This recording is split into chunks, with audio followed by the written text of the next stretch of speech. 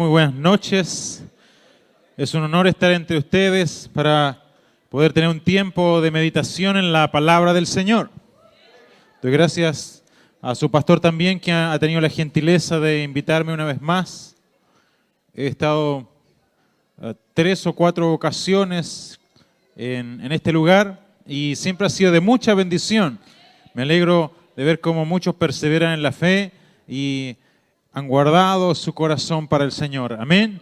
Le invito a que demos un fuerte aplauso al Señor Jesucristo, el que vive y reina por los siglos de los siglos. Amén. Hace poco más de una semana que estoy acá en Rhode Island. Estoy pastoreando, para los que no me conocen, no se recuerdan.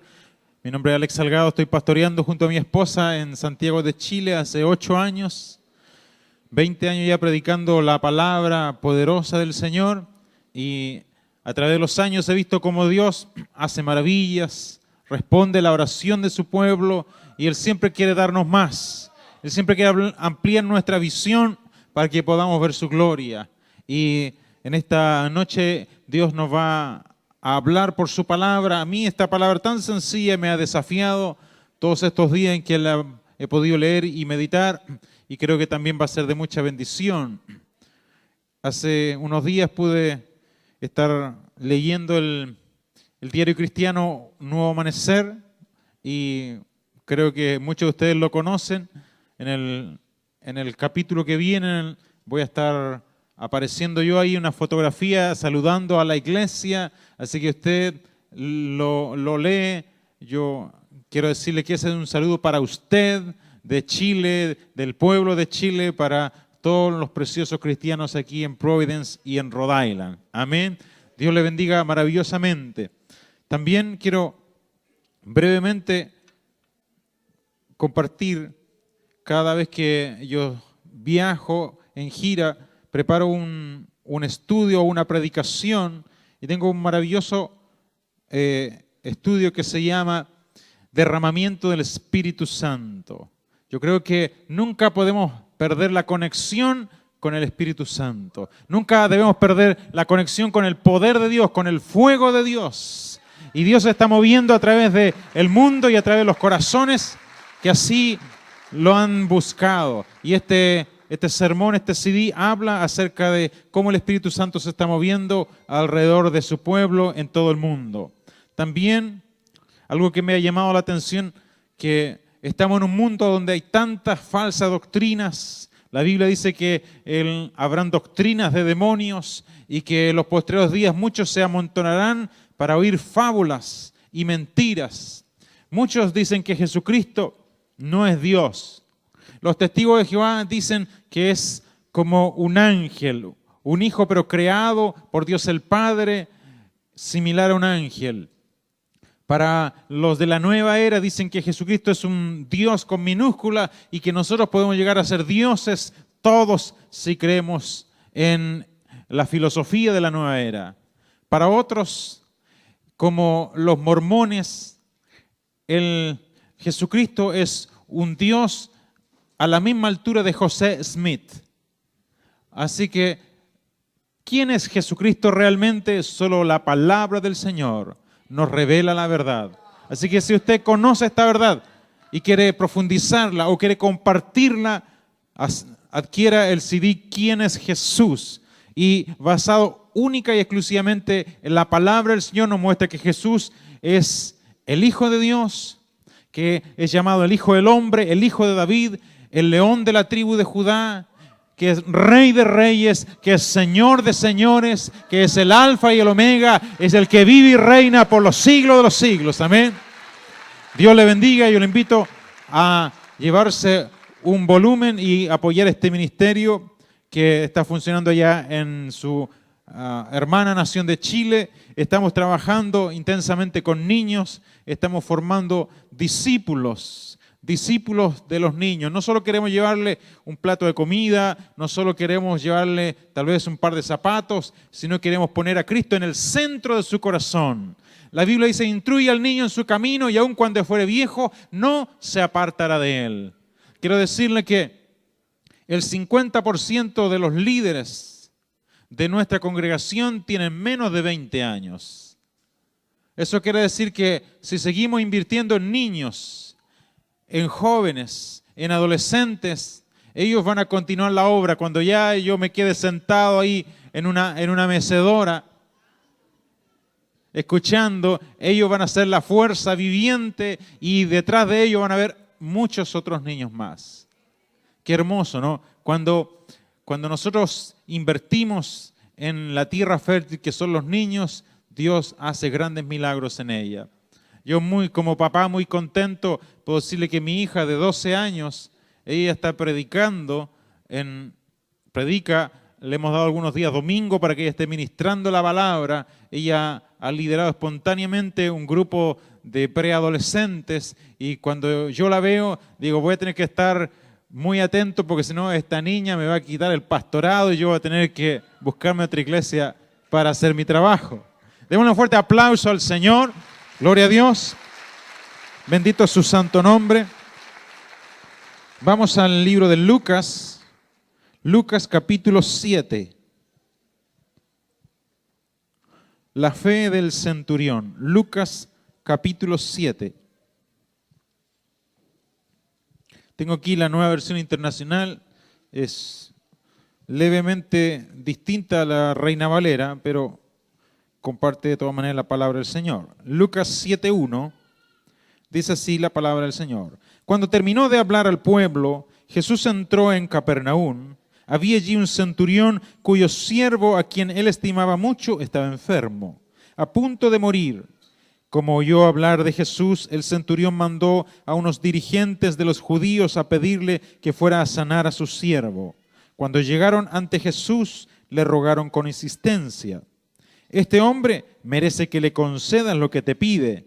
Aprecia tanto a nuestra nación que nos ha construido una sinagoga.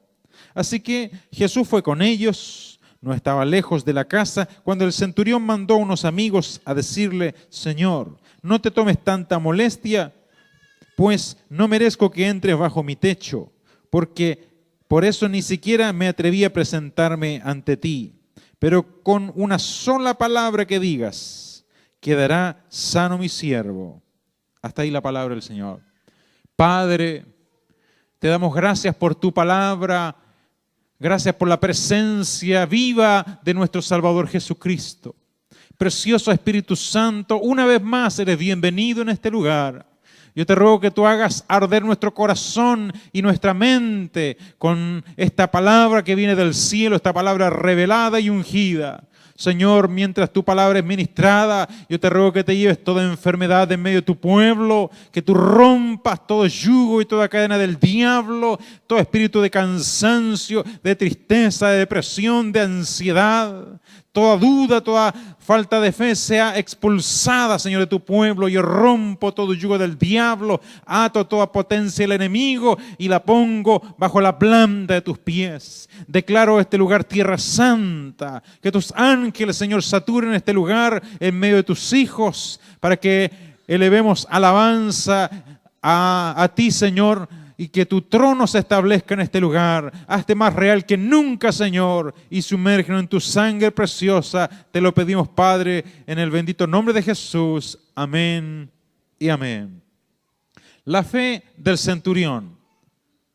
En los días de Jesús, hace 2000 años atrás aproximadamente, el pueblo hebreo o el pueblo judío ya no estaba constituido en una monarquía, ni estaba gobernado por jueces, sino que estaba bajo el dominio del Imperio Romano, y el Imperio Romano tenía en aquella región algunas pequeñas monarquías, tenía provincias dirigidas por procuradores y procónsules romanos que eran normalmente oficiales de alto rango del ejército, y las legiones controlaban toda la región de Palestina, de Siria, de Samaria y todo, la verdad que todo el mundo antiguo.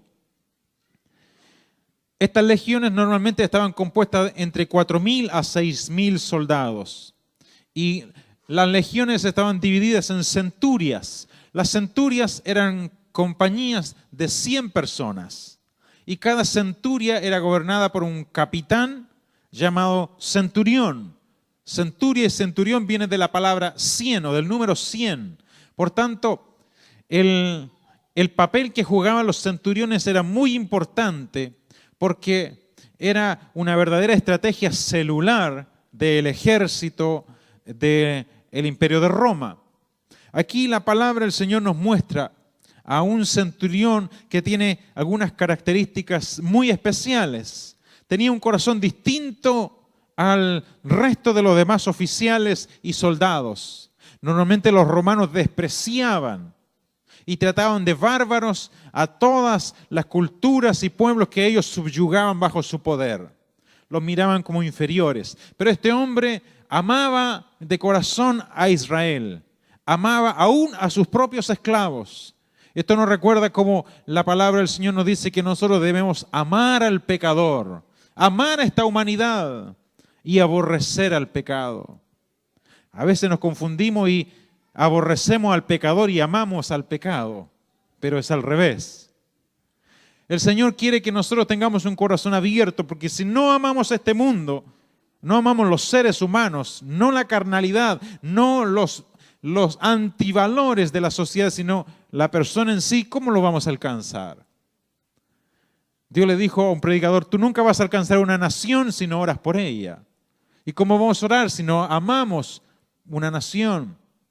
Muchas veces yo he escuchado a los pastores que declaran Rhode Island para Cristo, y esto es maravilloso, porque cuando se gana la batalla lo espiritual, lo demás viene por añadidura. Y este hombre amaba tanto a Israel que la misma narración nos va dando cuenta. El versículo 2 dice, había allí un centurión cuyo siervo, a quien él estimaba mucho, estaba enfermo, a punto de morir. Los siervos eran esclavos que no tenían derecho a nada, ni a la vida ni a la muerte. Su amo, su dueño, tenía absoluto control de lo que podía acontecer con este hombre. Pero este centurión tal vez amaba a este siervo como a uno de sus hijos, y quebrantado por el dolor de verlo agonizante, él pone atención y escucha, y había oído de un hombre muy especial, de un hombre maravilloso, un hombre el cual se da testimonio que daba vista a los ciegos, que hacía oír a los sordos, que desataba la lengua del mudo, que hacía caminar otra vez a los paralíticos y aún levantaba a los muertos de la sepultura. Usted conoce a ese hombre, al Dios hombre. Es Jesucristo el Señor, el ungido, aquel que vino del cielo para rescatar lo que se había perdido. Qué maravilloso. Y cuando él escuchó de Jesucristo, dijo, ese es el hombre que yo necesito oír. Ese es el hombre al cual yo necesito buscar auxilio. Esa es la persona que puede transformar la enfermedad, la muerte de mi siervo en vida y en salud.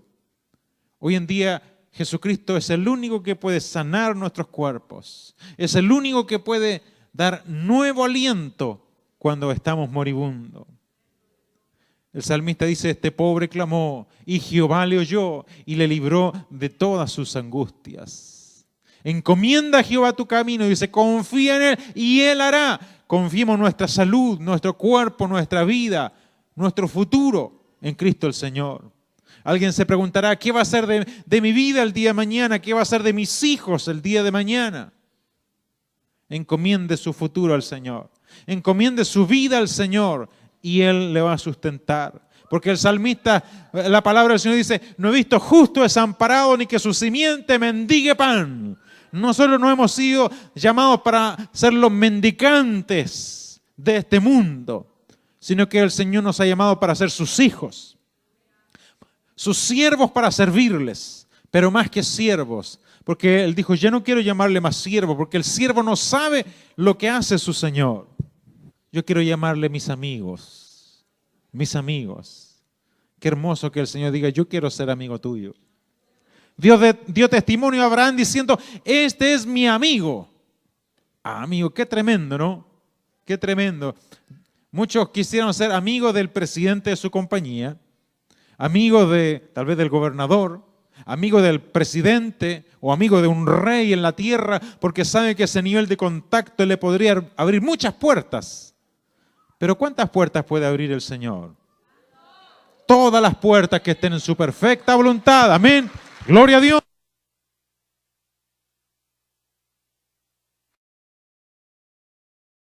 La Biblia dice, donde Él abre, no hay quien cierre. No hay quien cierre. Y donde Él cierra, no hay quien abra. Por tanto, si el Señor dice, yo te pondré ahí, te voy a bendecir, aunque todo lo demás te digan no te conviene, pero si el Señor ha dicho, Él lo va a cumplir. Porque no es hombre para que mienta, ni hijo de hombre para que Él se arrepienta. Si Él da su palabra, Él jura por sí mismo que lo va a cumplir. Amén. Gloria a Dios para siempre. El versículo 3 dice, como oyó hablar de Jesús, el centurión mandó a unos dirigentes de los judíos a pedirle que fuera a sanar a su siervo. Aquí no se está hablando de dirigentes judíos. Y usted pensará, ¿quiénes eran estos dirigentes si el gobierno lo ejercía Roma? Pero también había un gobierno local, un gobierno religioso, compuesto por 70 ancianos, llamado el Sanedrín. Y este Sanedrín era dirigido por el sumo sacerdote, normalmente elegido por el mismo Sanedrín de los descendientes de la tribu de Leví. Pero se da una situación extraña en los días de Jesús, que habían dos sumos sacerdotes, Anás y Caifás. Seguramente usted lo habrá escuchado mencionar más de alguna vez.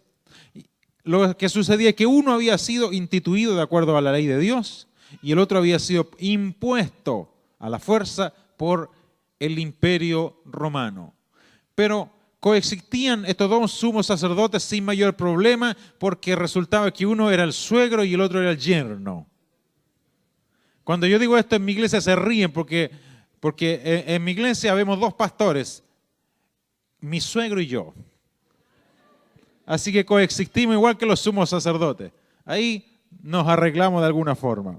Ahora él está a cargo de la obra y yo estoy compartiéndole a usted la palabra del Señor. Entonces, el versículo 4 dice, cuando llegaron ante Jesús, le rogaron con insistencia, este hombre merece que le concedas lo que te pide. Aprecia tanto nuestra acción que nos ha construido una sinagoga. Aquí hay tres cosas que saltan a la atención. Primero, los ancianos de Israel hablando en favor de un romano. Eso era muy extraño. Si había un pueblo racista, eran los judíos. Para ellos todo el que no fuera hebreo era un perro gentil. Gracias a Dios que el Señor tuvo misericordia de nosotros que no éramos pueblo. Él dice, ustedes no eran pueblo, pero ahora habéis sido hechos pueblo de Dios. No éramos ovejas de su prado, pero ahora somos ovejas de su prado. Somos el Israel espiritual. Gloria a Dios. ¿Cuántos le alaban? Aleluya. Y nuestra ciudadanía está más allá del sol. Bendito es el Señor. Y ellos están abogando por un oficial romano, lo que ya era extraño en sí, pero además le dicen a Jesús, es digno de que le ayudes, es digno de que le pongas atención. Y ellos le dicen la razón de por qué ellos consideraban que era digno. Le dicen porque Él nos construyó una sinagoga. La sinagoga judía, yo he tenido la oportunidad de estar en una de ellas. Normalmente son edificios bastante opulentos, bastante buenos, sólidos, grandes, con todo tipo de dependencias, salones, comedores. Todo lo que un pastor quisiera tener para su congregación está ahí en la sinagoga. Porque ellos lo construyen no con la fuerza de una congregación local, sino más bien con la colonia completa judía. Y usted sabe que ahí mueven mucho dinero. Entonces, normalmente los templos judíos o las sinagogas, más bien dicho, porque templo había uno solo, sinagogas muchas. Y la sinagoga judía era un lugar especial de adoración y de estudio diario de la palabra del Señor. Y esto había puesto en gracia al centurión delante de los ojos del pueblo de Dios. Pero la Biblia también nos enseña que nuestras dádivas, Nuestras ofrendas, nuestros diezmos, nuestras primicias siempre están delante de los ojos del Señor. Dios nunca olvida nuestras ofrendas. Dios nunca olvida lo que nosotros entregamos para Él. Nos menciona así un paréntesis muy rápido. En una ocasión Jesús estaba en una sinagoga y estaba al lado del altar del cofre de las ofrendas, así como las hermanas trajeron unos hermosos cofres para la ofrenda. Así iban pasando los hermanos judíos con sus ofrendas y de pronto viene, tal vez con un paso cansado, lento, una mujer anciana con 2 moneditas. Imagínense que eran 2 cuoras y las echa ahí y es todo lo que ella tenía. Tal vez para muchos había sido una ofrenda despreciable. ¿A quién le sirven 50 centavos? No sirven de mucho. 2 blancas tampoco servían de mucho. Pero lo importante, ¿sabe qué? Es que era todo lo que tenía esta anciana. Era el 100% de su haber económico. Sin embargo, los que llevaban ahí muchas veces bolsas de dinero era lo que les sobraba. Habían publicanos que recopilaban los impuestos de su pueblo y ganaban grandes fortunas, tal vez más de alguno de ellos. Llegó con una bolsa de dinero, pero era de lo que les sobraba. No era de la abundancia. La Biblia dice que Dios ama al dador alegre, no aquel que da lo que le sobra, sino da lo que va a alegrar el corazón de Dios. Hay una diferencia entre algún... Yo no quiero ofender a nadie, pero yo me he dado cuenta, hay una diferencia cuando se ofrenda en una iglesia católica y en una iglesia evangélica. En una iglesia católica, y yo lo respeto mucho, porque muchos de ellos hoy están en nuestras iglesias, el sacerdote dice, es el momento de las limosnas, y la gente sabe lo que da una limosna. Esa moneda que le está rompiendo el bolsillo, esa la echa. Pero el pueblo de Dios da, no la limosna, da la ofrenda. Lo que va a traer olor fragante al Señor. ¡Aleluya! Mi alma te alaba. Y este centurión había traído grandes ofrendas, se había podido construir este hermoso templo y se ganó el favor de los ancianos. ¿Quiere usted hacerse el favor de alguien? Regálele algo. A la novia, regálele flores, chocolates y va a ver que la cara se le sonríe sola.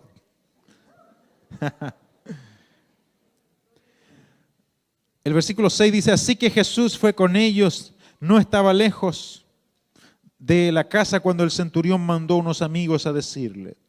Ya Jesús había accedido sin ningún problema a ir a la casa de este centurión, a la casa de este romano, cuando de pronto se encuentra una vez más con otro grupo de personas, pero ya no eran los ancianos, eran los amigos personales de este centurión, que le traían un mensaje muy extraño, muy sorprendente, muy sorpresivo, algo que no se esperaba Jesús. Bueno, Jesús se lo habría esperado, pero nosotros no. Y el centurión le manda a decir, por favor, no venga hasta mi casa. Pero no porque no lo quisiera recibir, sino porque el centurión no se sentía digno de que Jesús entrara en su casa. Qué maravilloso, ¿no? ¿Quién es digno de ser salvado? ¿Quién de nosotros es digno de decir, Dios, yo tengo el derecho de que tú me salves? Ninguno. No somos dignos de salvación. La Biblia dice, por cuanto todos pecaron, están destituidos de la gloria de Dios. Pero el Señor es digno de salvarnos.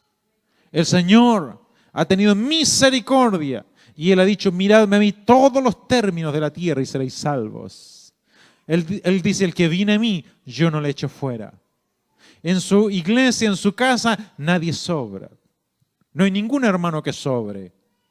No hay que decir, mire, el 10% de los hermanos los vamos a echar porque están sobrando, no. Ojalá tuviéramos un 100% más de hermanos, porque todos son bienvenidos a la casa del Señor. Hay vino en abundancia. Algunos se alegraron cuando dije que había vino en abundancia, ¿no? La Biblia dice, no os embriaguéis con vino en el cual hay disolución, sino más bien ser lleno del Espíritu Santo. El vino del cielo es la unción del Espíritu Santo, el cual nos hace emborrachar y muchas veces caer por el piso. Porque el poder de Dios es tan grande, dice la Biblia, que cuando Dios toca la tierra tiembla. Y si la tierra tiembla, ¿cuánto más temblará el hombre al ser tocado por el Espíritu Santo? Gloria a Dios para siempre. Un testimonio, un joven de nuestra iglesia que se está congregando hace poco, toda la familia llegó al Señor y él era el más reticente. Y él decía, cuando miraba por televisión que en la iglesia se oraba y la gente caía, decía, eso tiene que ser mentira. Eso es un show. A la gente le pagan para que haga eso, para que se vea más emoción. Decía, yo no creo nada de eso. Comenzó a venir a algunos de los cultos, comenzó a conocer más al Señor.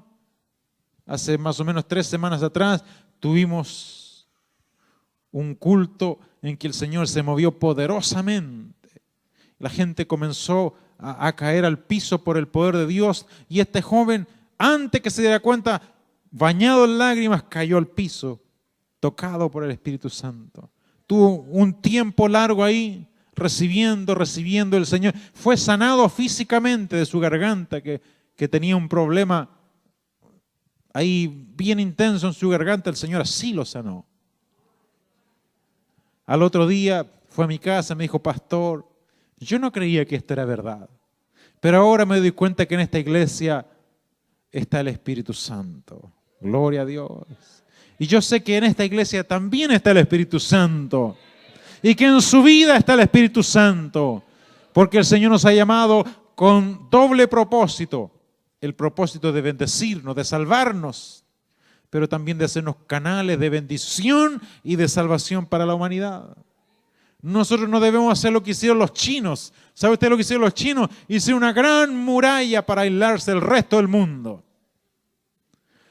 Santidad no significa que yo me voy a encerrar en un monasterio, sino que me voy a mezclar en la sociedad, pero en mi corazón estará la santidad del Señor. Gloria a Dios. Nuestro mirar será como el mirar de Cristo, nuestro hablar como el hablar de Cristo, nuestro sentir como el sentir de Cristo.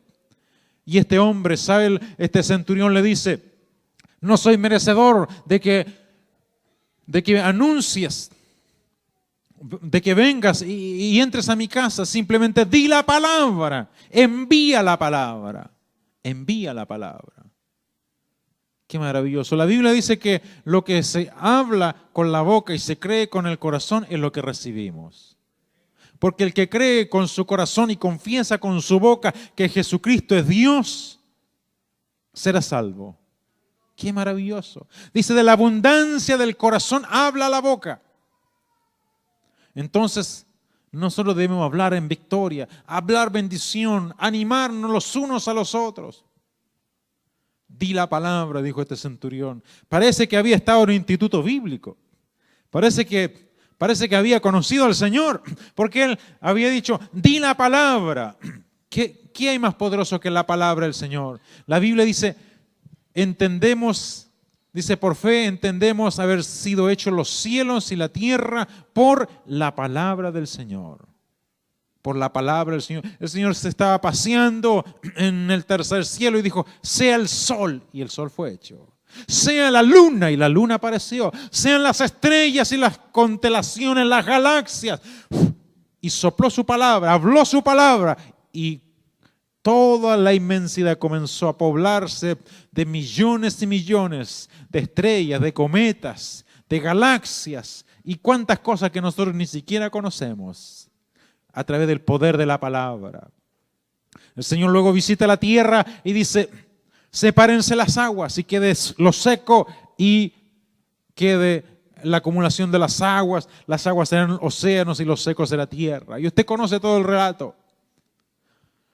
Fructifique la tierra y dé todo tipo de plantas, árboles, frutos, Multiplíquense los peces en el mar, las aves en los cielos. ¿Cómo construyó Dios el universo? Con el poder de la palabra, con la materia prima de su palabra.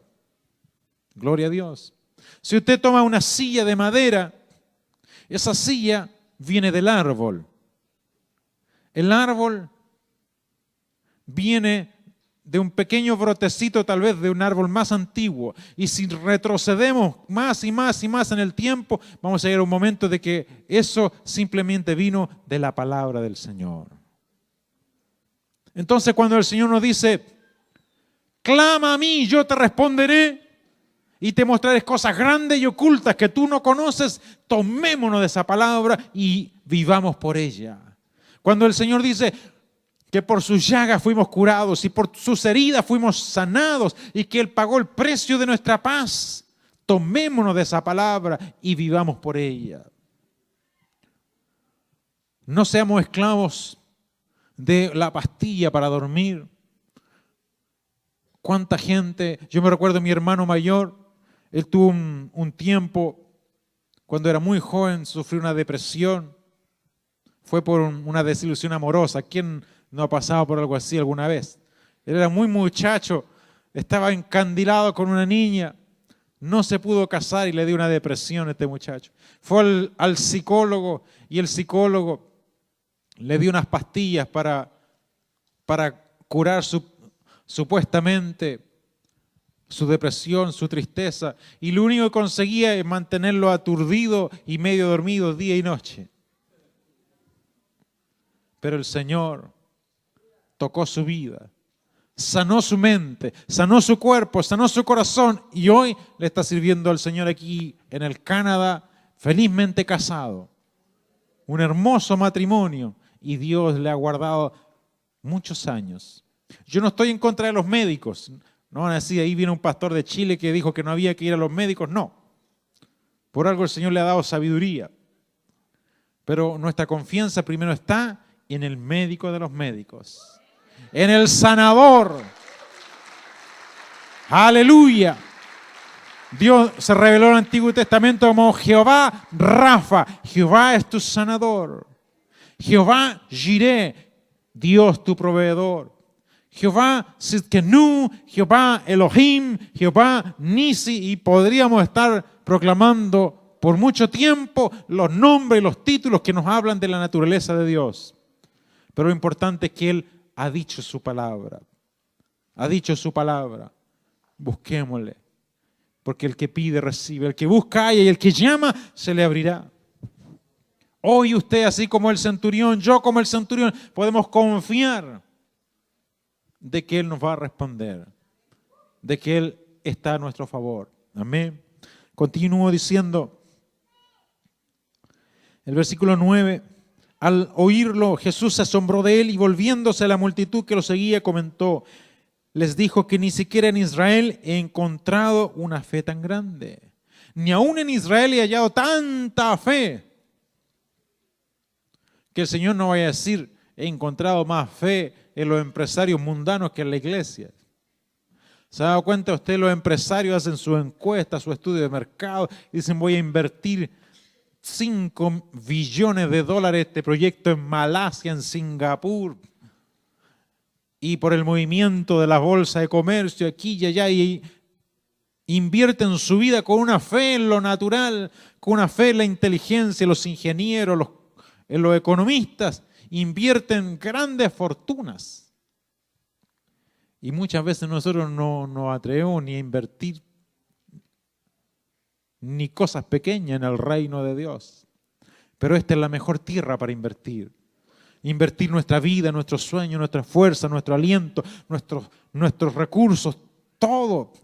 Porque esta es la mejor tierra, la tierra de Dios, el reino de Dios. Invertir creyendo en la palabra del Señor. Usted no necesita llamar al fono tarot, al fono brujos. No necesita que venga una pitonisa, que venga una divina, una psíquica a su casa para que le diga lo que le espera en el futuro. La palabra del Señor dice, porque cosas que ojo no vio, ni oído yo, ni han subido en el corazón del hombre, son las que Dios ha preparado para los que le aman. Y si usted ama al Señor, cosas grandes le esperan. Den un fuerte aplauso al Señor. Cosas grandes.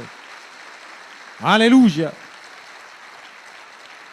No es con espada, no es con ejército, es con mi espíritu, dice el Señor.